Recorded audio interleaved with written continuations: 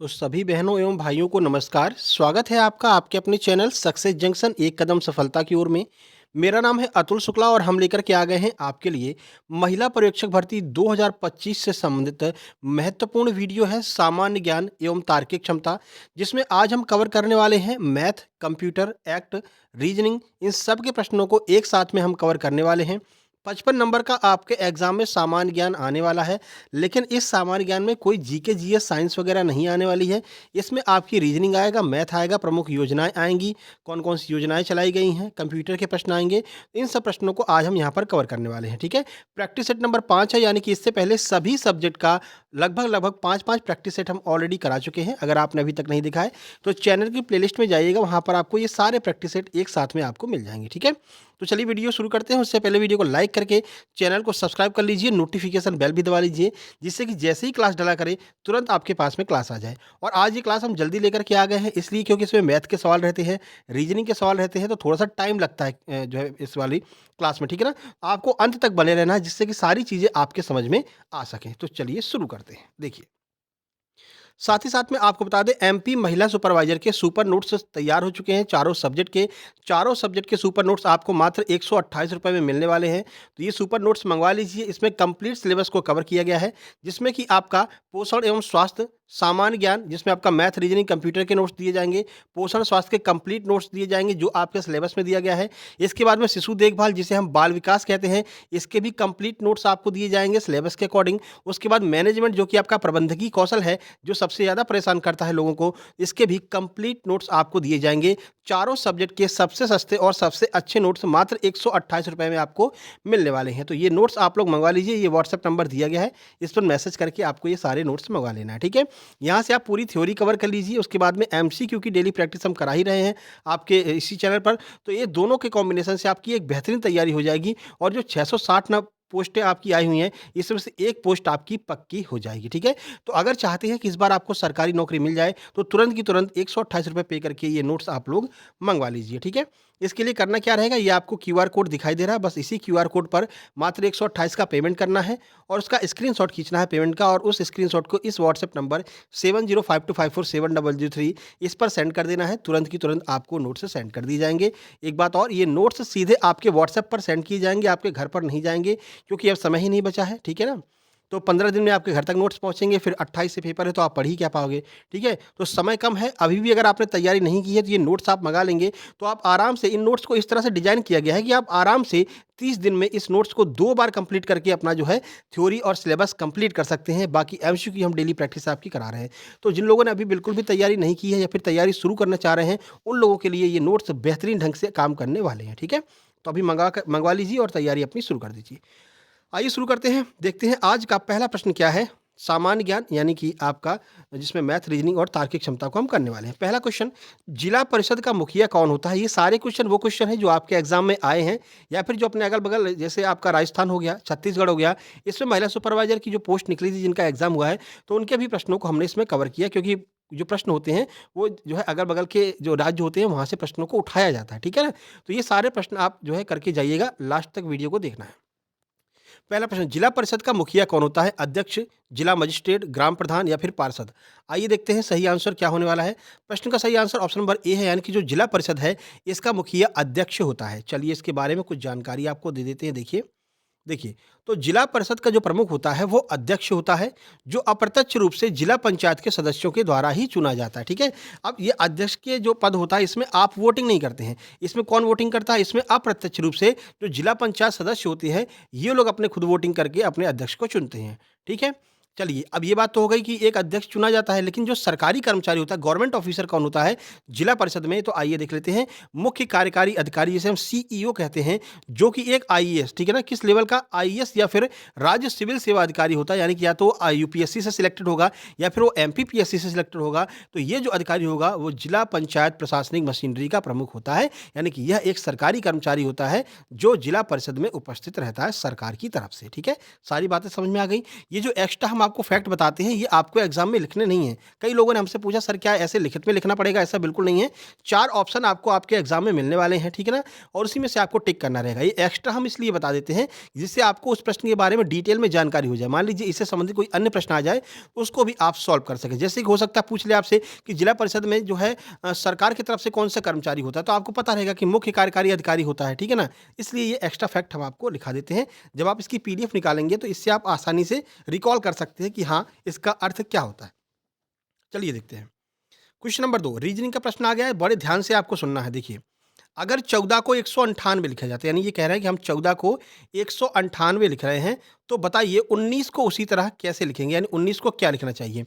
अब जब ऐसे प्रश्न आपको देखने को मिले, तो सबसे पहले आपको अपना दिमाग लगाना है कि इस पे या तो ये स्क्वायर किया गया होगा, यानी कि या तो उसका स्क्वायर किया गया होगा या फिर उसका घन किया गया होगा, ठीक है? या तो उसका जो है आपका वर्गमूल किया गया होगा या फिर उसका घनमूल किया गया होगा। ये सबसे पहले 4 चीज़ आपको चेक करनी है, वर्गमूल, घनमूल, ठीक है?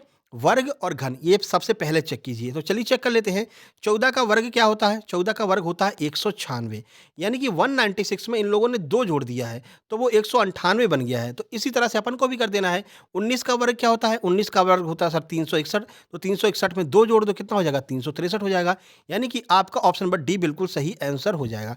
फिर से समझा देते हैं, देखिए 14 को इन लोगों ने कहा 14 का वर्ग करके उसमें 2 जोड़ दिया। 14 का वर्ग 196 होता है, उसमें 2 जोड़ करके इन लोगों ने कहा कि हम 14 को 198 लिख रहे हैं। आप 19 को कैसे लिखेंगे? तो आप भी वर्ग कर दीजिए, 19 का स्क्वायर कीजिए, 363 हो जाएगा, 361 हो जाएगा, 361 में 2 जोड़ दीजिए, 363 हो जाएगा। तो 363 अपना बिल्कुल सही आंसर हो जाने वाला है। ठीक है, यहाँ पर हमने आपको आंसर बता दिया है। पहली संख्या का वर्ग करके 2 आपको जोड़ देना है। इसी तरह से आपको हम मैथ और रीजनिंग के प्रश्न 2-2 बार कराएँगे, जिससे कि सारी चीज़ें आपके समझ में आए। इसके लिए समय बचाना पड़ेगा, तो जो फैक्ट वाले प्रश्न हैं उनको हम जल्दी-जल्दी करते हुए निकलेंगे, जिससे कि मैथ और रीजनिंग के लिए समय बचा सकें, और ऐसा ही आपको एग्ज़ाम में भी करना है, ठीक है? चलिए आगे बढ़ते हैं। अगला प्रश्न आपका जो एग्जाम में आया हुआ है आपके महिला सुपरवाइजर के प्रीवियस ईयर में 29 मार्च 2017 को शिफ्ट 2 में पूछा गया है। देखिए, शिशु को जन्म देते समय किस प्रक्रिया के दौरान गर्भाशय ग्रीवा, जिसे हम सर्विक्स कहते हैं, लगभग पूरी तरह से फैल जाती है और गर्भस्थ शिशु का सिर जन्मनाल में आगे बढ़ना प्रारंभ कर देता है? बताइए ऐसी कंडीशन को हम क्या कहते हैं? आइए ऑप्शन देखते हैं। संक्रमण कहते हैं, प्रसव कहते हैं, ब्रीच जिसे हम उल्टा जन्म कहते हैं, या फिर कोई नहीं। आइए आंसर देखिए। प्रश्न का सही आंसर ऑप्शन नंबर ए है, यानी कि इस प्रक्रिया को हम संक्रमण कहते हैं। कैसी प्रक्रिया रहती है, आइए देख लेते हैं। तो संक्रमण चरण किसे कहते हैं, ये भी पूछा जा सकता है। तो संक्रमण चरण प्रसव के पहले चरण के अंत में होता है, ठीक है? जब प्रसव की शुरुआत होती है, उसमें क्या होता है, ये सर्विक्स जो होती है ये एकदम चौड़ी हो जाती है, यानी इसका मुंह खुल जाता है सर्विक्स का, और बच्चा आगे की ओर बढ़ना शुरू कर देता है और गर्भनाल में उसका सिर आपको दिखाई देने लगता है। तो इस प्रक्रिया को हम संक्रमण काल कहते हैं। इस स्थिति में महिला का शरीर बच्चे को जन्म देने के लिए तैयार हो जाता है। इसी स्थिति को हम संक्रमण काल कहते हैं। उम्मीद करते हैं आपके समझ में आ गया होगा। चलिए क्वेश्चन नंबर 4 आपका कंप्यूटर का आने वाला है। चलिए देख लेते हैं। और जो नोट्स दिए जाएंगे उसमें आपको मैथ का भी पूरा नोट्स रहेगा, कंप्यूटर भी रहेगा, रीजनिंग भी रहेगा, ठीक है? तो परेशान नहीं होना है, चारों सब्जेक्ट पूरा एकदम कवर किया जाएगा। एमएस ऑफिस में वर्कशीट किसमें तैयार की जाती है? 28 मार्च 2017 को शिफ्ट 1 में पूछा गया है। चलिए ऑप्शन देख लेते हैं। वर्कशीट को कहाँ बनाते हैं एमएस ऑफिस में? एमएस वर्ल्ड में, एमएस एक्सेल में, एमएस एक्सेस में, या फिर इनमें से कोई नहीं। सही आंसर ऑप्शन नंबर बी हो जाए, यानी कि एमएस एक्सेल में हम वर्कशीट तैयार करते हैं। जिन लोगों ने पढ़ा होगा एमएस एक्सेल उनको पता होगा, ठीक है? चलिए देखिए, एमएस एक्सेल एमएस ऑफिस में वर्कशीट बनाने और उसके साथ काम करने के लिए प्राथमिक एप्लीकेशन होता है। क्वेश्चन नंबर 5 आपके सामने है, देख लीजिए। पंचायती राज अधिनियम में 73वां संविधान संशोधन किस वर्ष किया गया था? 73rd वाला जो आपका कॉन्स्टिट्यूशन अमेंडमेंट है वो कब किया गया था? आपसे एग्जैक्ट पूछा जा रहा है। 29 मार्च को पूछा गया है। 1991 में, 92 में, 94 में, या फिर 95 में? कब किया गया था पंचायती राज अधिनियम में 73वां संविधान संशोधन? चलिए आंसर देखिए, ऑप्शन नंबर बी आपका बिल्कुल सही हो जाएगा। 1992 में दिसंबर में इसको जो है किया गया था, ठीक है, संविधान संशोधन।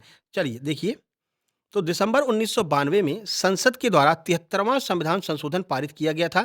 इस संशोधन के माध्यम से ग्रामीण और शहरी भारत में स्थानीय स्वशासन की शुरुआत की गई थी। तो आपसे पूछ सकते हैं कौन से संविधान संशोधन के द्वारा ग्रामीण और शहरी भारत में स्थानीय स्वशासन बनाया गया? तो ध्यान रखना 73वां संविधान संशोधन, जो कि आपका 1992 दिसंबर में हुआ था। अगला देखिए क्वेश्चन नंबर 6, ये बहुत महत्वपूर्ण है आपके लिए। एफएएस का फुल फॉर्म क्या होता है? 2 से 3 फुल फॉर्म आपके एग्जाम में आने वाले हैं, तो ध्यान रखिएगा। 28 मार्च 2017 शिफ्ट 2 में पूछा गया है। तो एफएएस का फुल फॉर्म क्या है? फेशियल एबनॉर्मलिटी सिस्टम, या फिर father absence syndrome, fetal ammonia syndrome, या फिर फीटल एल्कोहल सिंड्रोम। क्या सही आंसर हो जाएगा? आइए देख लेते हैं। ऑप्शन नंबर डी बिल्कुल सही है। फीटल एल्कोहल सिंड्रोम ये एफएएस का फुल फॉर्म होता है। देखिए, तो इसका फुल फॉर्म होता है भ्रूण अल्कोहल सिंड्रोम। एफएएस एक स्थायी स्थिति है जो भ्रूण में तब विकसित होती है जब कोई गर्भवती महिला गर्भावस्था के दौरान शराब पीती है। अगर कोई गर्भवती महिला गर्भावस्था के दौरान शराब का सेवन कर रही है, तो ये समझ लेना कि उसके बच्चे को ये प्रॉब्लम होने वाली है। एफएएस नामक प्रॉब्लम होने वाली है, फीटल अल्कोहल सिंड्रोम की प्रॉब्लम होने वाली है। तो पहले भी हमने आपको बताया था कि कभी भी प्रेगनेंसी के दौरान शराब या फिर धूम्रपान नहीं पीना चाहिए, बच्चे को विभिन्न प्रकार के रोग हो सकते हैं। क्वेश्चन नंबर 7 देखिए, रीजनिंग का प्रश्न है। इसकी ट्रिक भी आपको हमने पहले भी बता रखी है। देखिए क्या कह रहा है। यदि गुड़हल को कमल कहा जाता है, कमल को गुलाब कहा जाता है, गुलाब को सूरजमुखी कहा जाता है और सूरजमुखी को गेंदा कहा जाता है, तो भारत का राष्ट्रीय पुष्प क्या है? अब ये आपको पूरा दोबारा नहीं पढ़ना, नहीं तो फंस जाएंगे। सबसे पहले सबसे नीचे आइए, क्या पूछ रहा है? भारत का राष्ट्रीय पुष्प क्या है? आपको पता है ना, भारत का राष्ट्रीय पुष्प क्या होता है? कमल। लेकिन ये कमल तो हमारे हिसाब से होता है, लेकिन प्रश्न में कह रहा है कि हम कमल को कुछ और कहते हैं। क्या कहते हैं कमल को? कमल को गुलाब कहा जाता है। इस हिसाब से, प्रश्न के हिसाब से हमारा आंसर क्या होगा? गुलाब बिल्कुल सही आंसर हो जाएगा। ठीक है। अब अगर आप इसको दोबारा से पढ़ने जाएंगे कि गुलाब को, अगर ये गुलाब को सूरजमुखी कह रहे हैं तो सूरजमुखी होना चाहिए, सूरजमुखी को गेंदा कह रहे हैं तो गेंदा होना चाहिए, ऐसा बिल्कुल भी नहीं करना है। ऐसे प्रश्नों में सबसे पहले आपको नीचे आना है, देखना है कि पूछा क्या जा रहा है। भारत का राष्ट्रीय पुष्प क्या होता है? हमको पता है भारत का राष्ट्रीय पुष्प कमल होता है। आप कमल देखिए, कमल को प्रश्न में क्या कहा गया है? कमल को ये लोग गुलाब कह रहे हैं, तो अपना आंसर गुलाब हो जाएगा, बस और कुछ भी नहीं करना है अपन को। ठीक है। ऑप्शन नंबर सी आपका सही आंसर है, क्योंकि कमल को इन्होंने गुलाब कहा है। चलिए, मैथ का प्रश्न आ गया है। देखिए, मैथ का प्रश्न है। एक आदमी अपने घर से कार्यालय को पैदल x1 किलोमीटर प्रति घंटा की चाल से जाता है। ये आपके एग्जाम में पूछा गया। ठीक है। राजस्थान वाला जो आपका हुआ था महिला सुपरवाइजर का, अभी लेटेस्ट हुआ है 2024 में, वो एग्जाम का प्रश्न है। ठीक है। उसी रास्ते से x2 किलोमीटर प्रति घंटा की चाल से वापस आता है, तो औसत गति क्या है? कुल मिलाकर के आप सीधे ऑप्शन की ओर चलते हैं और देखते हैं कि ऑप्शन में क्या दिया गया है। इन्होंने दूरी बता दी, x1 और x2 है, एक तरफ से जा रहा है और दूसरी तरफ से वापस आ रहा है। बताइए कि हम कैसे औसत गति ज्ञात करेंगे, एवरेज स्पीड कैसे निकालेंगे? चलिए, 29 मार्च को पूछा गया 2017 वाला। अच्छा हाँ, ये 2017 का ही। ठीक है। यही प्रश्न एज इट इज, यही प्रश्न आपका रिपीट हुआ था राजस्थान वाले में 2024 के एग्जाम में। ठीक है। तो ये सारे प्रश्न आपके लिए महत्वपूर्ण हैं। देखिए, तो आपसे सूत्र पूछा गया है कि एवरेज स्पीड का सूत्र क्या होता है। इन्होंने सूत्र दे रखा है, x1 प्लस एक्स टू बटे 2 कर देंगे, या फिर x1 प्लस एक्स टू बटे 3 कर देंगे, या फिर 3/4 x1 प्लस एक्स टू बटे 3 कर देंगे, या फिर 2x1 इंटू x2 बटे में x प्लस 1 कर देंगे। आइए देखते हैं। सही आंसर ऑप्शन नंबर डी हो जाएगा, यानी कि इन्होंने कुल मिलाकर के आपसे एवरेज स्पीड का सूत्र पूछा है। वो भी कब? जब एक तरफ से आप जाओ और दूसरी तरफ से उसी रास्ते पर वापस आ जाओ, यानी कि दूरी जब समान हो और दोनों तरफ की एवरेज स्पीड निकालनी हो, तो कैसे निकालेंगे आइए देख लेते हैं। तो इसके लिए सूत्र होता है 2x1 इंटू x2 और डिवाइड में x1 प्लस x2। ठीक है। ये सूत्र अपने दिमाग में रखना। हो सकता है इससे प्रश्न भी पूछा जाए, लेकिन इसमें तो खैर सूत्र ही पूछा गया था, तो यही आपका ऑप्शन नंबर डी सही आंसर हो जाने वाला है। आगे बढ़ते हैं। ये भी आपका मैथ का ही प्रश्न है, बड़े प्यार से आराम से समझना। ठीक है। आपको अच्छे से समझाएंगे। देखिए, 4200 रुपए हैं। कमल देव और रजत के बीच में क्रमशः 7, 8 और 6 के, यानी 3 व्यक्ति हैं। कौन है? कमल है, के कर देते हैं, देव है और रजत है। इन 3 लोगों के बीच में 4200 रुपए को हम बांट रहे हैं। किस रेशियो में बांट रहे हैं? 7:8:6 में बांट रहे हैं। यदि प्रत्येक की राशि में बाद में 200 रुपए और जोड़ दें, तो नया अनुपात क्या हो जाएगा? नया अनुपात तो तब पता चलेगा ना, जब इनको ये पता होगी इनको कितने कितने रुपए मिले हैं। तो देखिए, टोटल पैसे कितने हैं? 4200 हैं। रेशियो ज्ञात कर लीजिए। रेशियो आपको पता है 7, 8, 6 दिया है, तो ये 7, 8 और 6 इन तीनों को मिला करके ही तो 4200 रुपए मिले हैं। तो बस इन तीनों को जोड़ दीजिए। जोड़िए, 8 और 7 15, 15 और 6 21, यानी कि 21x हमारे हिसाब से हो रहा है। लेकिन क्वेश्चन में तो सर 4200 दिया है, तो 4200 मान लेते हैं। अब यहाँ से x की वैल्यू निकाल लीजिए। ठीक है। x की वैल्यू कैसे निकालना है? यानी कि जो 21x बराबर 4200 दिया है, x की वैल्यू हमको निकालना है, तो 21 यहाँ से हटाइए, यहाँ लेकर के आइए। 21 से जब हम 4200 को काटेंगे तो कितनी बार जाएगा? 200 बार जाएगा। ठीक है। 21 दूनी 42 होता है, तो यहाँ पर हमको पता चला गया कि x की वैल्यू 200 है। ठीक है। अब एक की वैल्यू 200 है, यानी x की वैल्यू 200 है, तो सबसे पहले ये पता कीजिए कि इनको, इन तीनों को कितनी कितनी राशि मिलेगी। ठीक है। तो कमल को कितनी मिली थी? सर कमल को 7 मिली थी, लेकिन 7 नहीं, हमको 2 का मल्टीप्लाई करना है 200 का, तो कमल को मिल गई कितनी राशि? 1400 रुपए। ठीक है। Okay sir. उसके बाद में देव को कितनी मिली थी? 8x मिली थी, लेकिन 8 नहीं करना हमको, 8 8x में 8 में 2 का गुणा करना है, तो 8 इंटू 200 कितने हो गई 1600, यानी कि देव को मिल गई 1600 रुपए की राशि। ठीक है सर। उसके बाद में जो आपका लास्ट बचा था रजत, रजत को कितना 6 मिला था, लेकिन हमें 6 नहीं करना, 6 में 200 का मल्टीप्लाई करना है, तो 6 गुणा 200 यानी 1200। तो अब जो फाइनल इनको राशि मिली है वो ये मिली है कि कमल को मिली है 1400 रुपए, देव को मिली है 1600 रुपए और रजत को मिली है 1200 रुपए। लेकिन ये कह रहा है यहाँ पर रेशियो नहीं बताना है। अब इनकी राशि में 200 रुपए और जोड़ दो, उसके बाद में रेशियो बताओ। थोड़ा सा घुमा करके पूछा है, पर कोई दिक्कत नहीं है, अपन जोड़ देते हैं, अलग से लिख लेते हैं। ठीक है, अलग से लिखिए यहाँ पर 1400, ठीक है, फिर 1600 और फिर 1200। ठीक है, तीनों की राशि थी, 2-200 जोड़ो, 1400 में 2 जोड़ा कितना हो जाएगा 1600। ठीक है सर। उसके बाद में 1600 में 2 जोड़ो कितना हो जाएगा 1800। Okay sir. उसके बाद में कह रहा है कि लास्ट वाले के में ही 200 जोड़ दो, यानी 1200 में 200 जोड़ो कितना हो जाएगा 1400 हो जाएगा। ठीक है।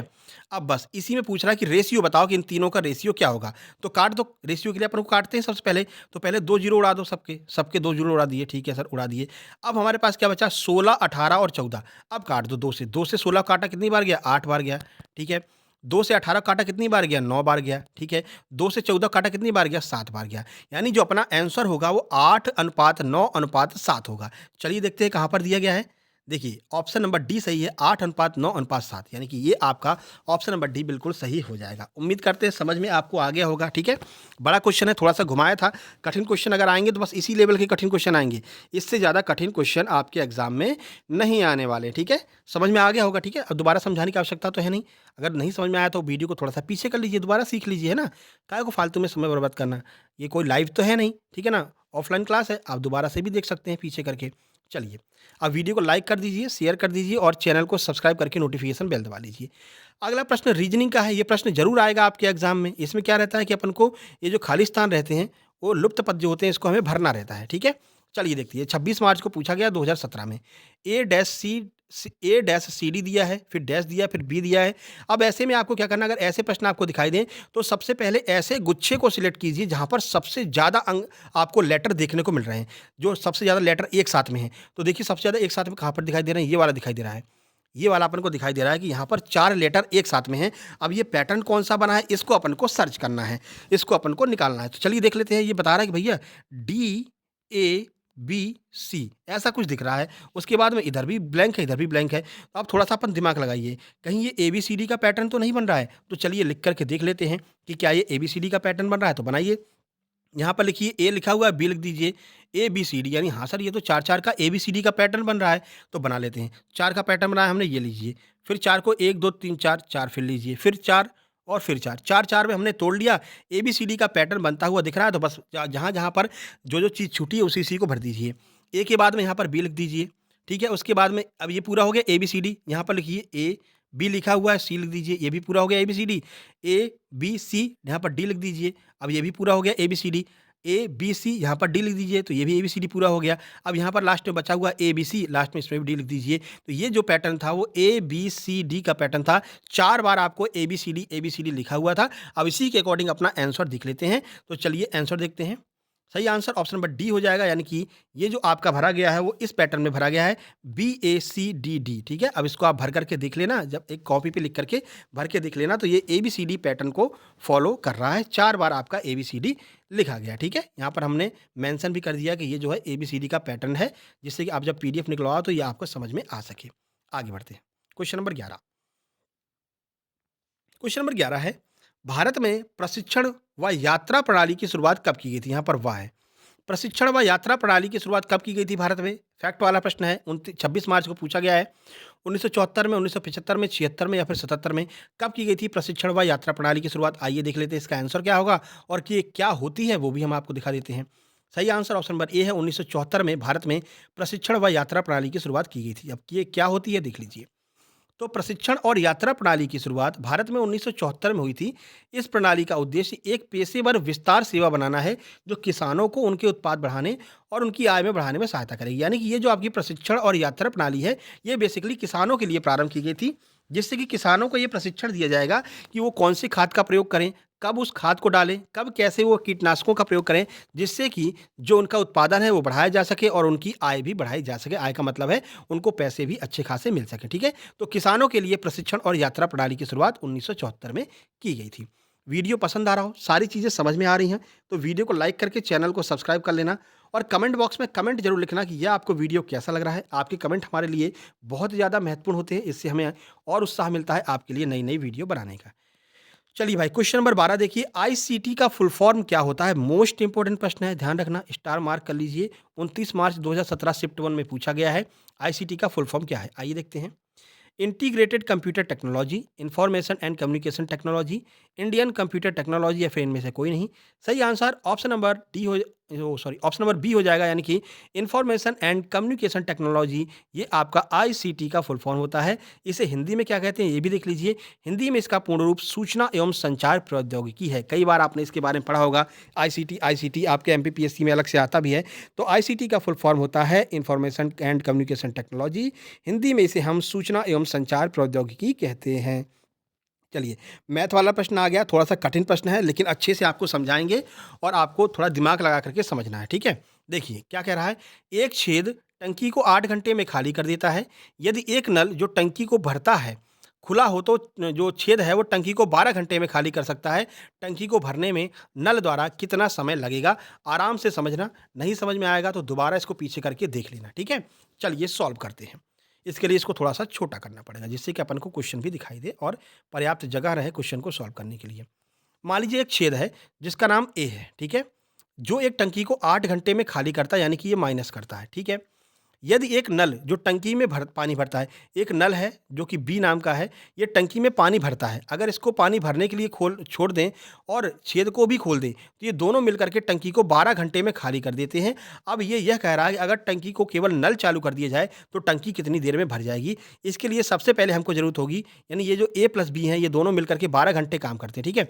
अब सबसे पहले हमको ये ज़रूरत होगी कि टंकी की क्षमता कितनी है। तो क्षमता निकालने के लिए क्या करते हैं, 8 और 12 का एलसीएम लेते हैं। 8 और 12 का एलसीएम कितना आ गया? 24, ठीक है? आप करके देख लेना, एलसीएम 24 आ जाएगा। अब ए की क्षमता निकालते हैं, तो क्षमता निकालने के लिए क्या करते हैं, 8 का डिवाइड 24 में देंगे तो 3 बार जाएगा, यानी ए की क्षमता जो है वो 3 है, ठीक है? और ए प्लस बी दोनों की क्षमता कितनी है? तो 12 को 24 से, मतलब 12 से 24 को डिवाइड करो तो 2 आ जाएगा। यानी कि ये दोनों मिलकर के जब टंकी में चालू करते हैं तो ये दोनों मिलकर के 2 यूनिट खाली करते हैं और ये 3 रहता है, ठीक है? ये दोनों मिलकर के 2 यूनिट भरते हैं और ये 3 यूनिट खाली करता है। अब अगर दोनों एक साथ खोल दिए जाए तो क्या होगा? ये होगा कि जो ए है वो 3 यूनिट खाली करेगा और ए प्लस बी दोनों मिलकर के 2 यूनिट भरेंगे। यानी कुल मिलाकर के 1 यूनिट भरी जाएगी टंकी 1 घंटे में। क्यों? क्योंकि 3 ये खाली कर दे रहा है, 2 ये भर पा रहे हैं। यानी कि जो आपकी टंकी है वो एक, मतलब कि 1 घंटे में इन दोनों साथ में चलें तो केवल 1 घंटे में ये भर पाएगी, ठीक है? तो चलिए देख लेते हैं। अब अपन को केवल 1 यूनिट पानी बच रहा है टंकी में हर घंटे, बाकी पूरा का पूरा निकल जा रहा है। तो चलिए देख लेते हैं। अब ये टंकी की धारिता कितनी है? 24 यूनिट है, ठीक है? अब ये कह रहा है कितनी देर में टंकी भर जाएगी? तो जो 24 यूनिट जल है वो कितनी देर में भरेगा? 24 घंटे में भर जाएगा। ऑप्शन नंबर बी आपका सही आंसर हो जाएगा। फिर से समझा देते हैं, देखिए। एक जो आपका छेद है जिसका नाम ए है, वो एक टंकी को 3 घंटे में खाली कर दे 8 घंटे में खाली कर देता है, ठीक है? अब ये क्या कर रहा है? खाली कर रहा है। ये क्या कर रहा है? टंकी को खाली कर रहा है 8 घंटे में। और ए प्लस बी जो कि एक नल है, नल भरेगा और जो आपका बी नाम का जो नल है वो भरेगा और ए खाली करेगा। अगर इन दोनों को साथ में चालू करें तो 12 घंटे का समय लग जाता है टंकी को भरने में। तो बताइए कि टंकी को भरने में नल द्वारा कितना समय लिया जाएगा? तो पहले इसकी धारिता निकालते हैं कि कितनी टंकी की क्षमता है। तो 8 और 12 का एलसीएम निकालेंगे 24, यानी टंकी की टोटल क्षमता 24 लीटर है। 24 लीटर पानी टंकी में बनता है, ठीक है सर? अब देखिए ए प्लस बी को अगर हम साथ में खोल रहे हैं तो कितना निकाल रहा है? तो 12 में 24 का डिवाइड देंगे तो ये 2 घंटे में जो है आपका 2 लीटर पानी 1 घंटे में भरेगा। और जो ए है वो 8 3 24, यानी 3 लीटर जो पानी है वो 1 घंटे में निकाल देगा। यानी कि ये निकाल रहा है और ये भर रहा है। तो अपन एक माइनस है एक प्लस है, घटाएंगे तो क्या निकल कर के आएगा कि 1 घंटे में जो है 1 घंटे में 1 लीटर पानी भरा जाता है। अब 24 लीटर की टंकी है तो 24 लीटर पानी भरने में कितना टाइम लगेगा? 24 घंटा लगेगा। सीधी सी बात है। 1 लीटर पानी भरने में 1 घंटे का समय लगता है तो 24 लीटर पानी भरने में 24 घंटे का समय लगेगा। ठीक है, समझ में आ गया? ठीक है, आ गया समझ में? एक बार दोबारा आप रिवाइज करके देख लेना, दोबारा पीछे करके देख लेना, आराम से आपको समझ में आ जाएगा। चलिए आगे बढ़ते हैं। 26 मार्च को ये प्रश्न पूछा गया था। अगला क्वेश्चन देख लेते हैं। ऑप्शन नंबर बी इसका सही आंसर था। 14 नंबर है, ये आपका यहाँ पर रीजनिंग शुरू हो गई है। रीजनिंग का प्रश्न है, ब्लड रिलेशन वाला। देखिए, एक तस्वीर की ओर इशारा करते हुए एक महिला कहती है कि वह मेरे पति के पिता की पत्नी का एकमात्र पुत्र है। बताइए पुरुष उस महिला से किस प्रकार संबंधित है? पहले प्रश्न को अच्छे से पढ़ लेना है, फिर उस प्रश्न को अपने ऊपर अप्लाई करना है, ठीक है? अब चलिए इसको सॉल्व करते हैं। देखिए, एक तस्वीर है, ये रही तस्वीर, ठीक है?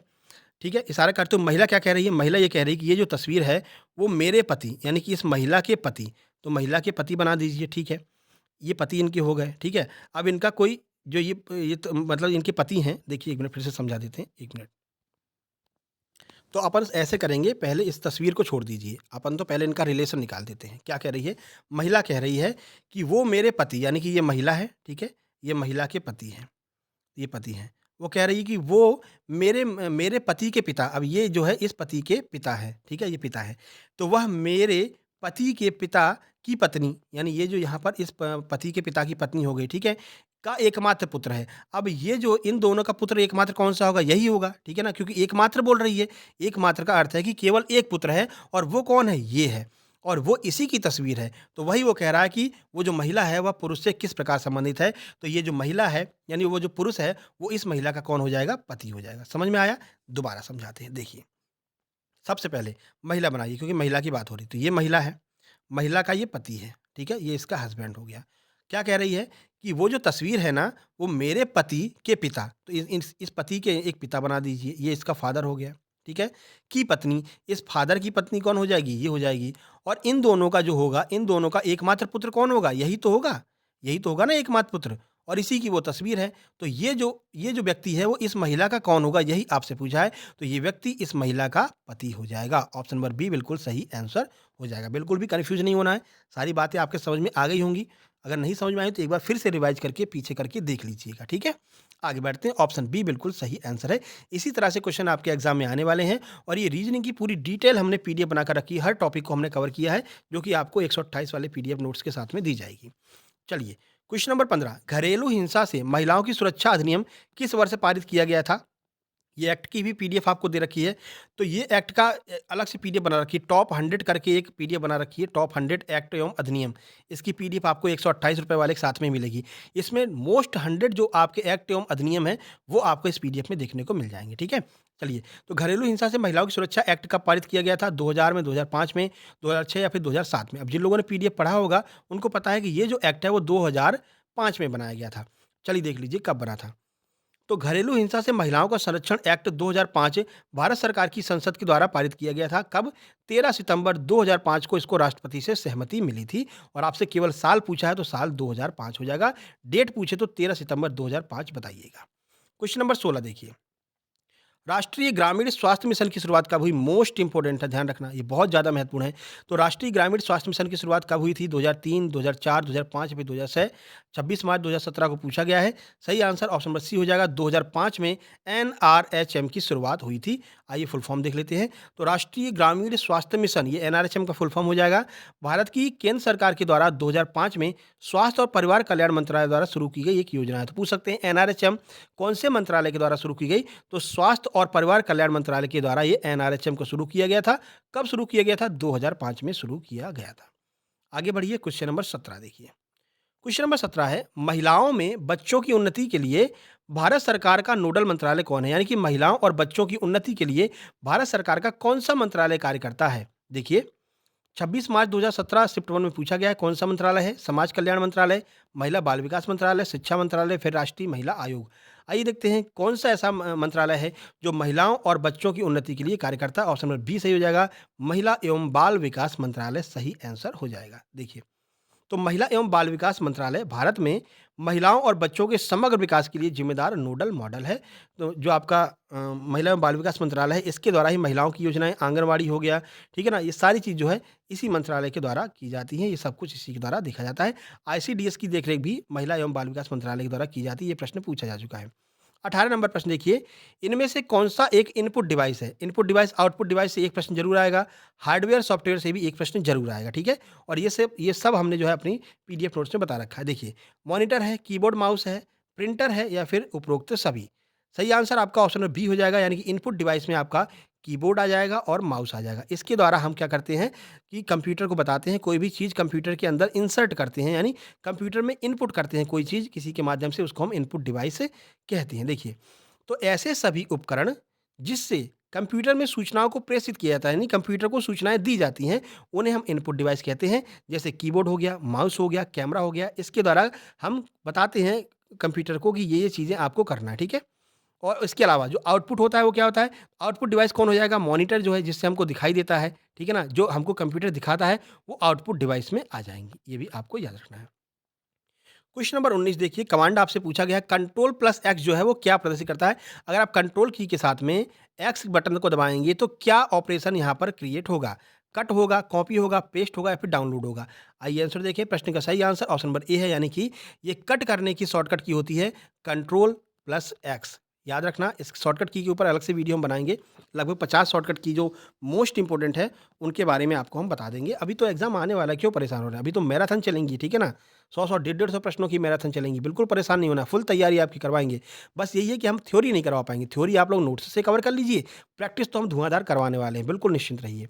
देखिए, तो यह कॉम्बिनेशन आमतौर पर चुने हुए टेक्स्ट को कट करने और इसे क्लिपबोर्ड पर सेव करने के लिए उपयोग किया जाता है, ताकि इसे कहीं और पेस्ट किया जा सके। कोई भी मैटर, मान लीजिए ये मैटर है, इसको आप अगर कट कर लेंगे तो ये यहाँ से तो गायब हो जाएगा, लेकिन सर कहीं पर सेव तो होता होगा तभी तो पेस्ट कर पाएँगे। तो ये क्लिपबोर्ड में जाकर के सेव हो जाता है, ठीक है? क्लिपबोर्ड में सेव रहता है, कहीं पर आप जब इसको पेस्ट करते हैं तो ये क्लिपबोर्ड से उठा करके वहाँ पर नोट डाउन कर देता है। समझ गए?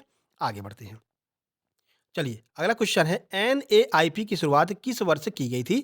चलिए ऑप्शन देखते हैं। 25 मार्च को पूछा गया प्रश्न है। 2011 में, 2012 में, 2013, 2014 कब की गई थी एनएआईपी की शुरुआत? आइए देखें। सही आंसर ऑप्शन नंबर ए है, यानी कि 2011 में एनएआईपी की शुरुआत की गई थी। अब ये एनएआईपी क्या होता है? इसकी फुल फॉर्म क्या है? आइए देख लेते हैं।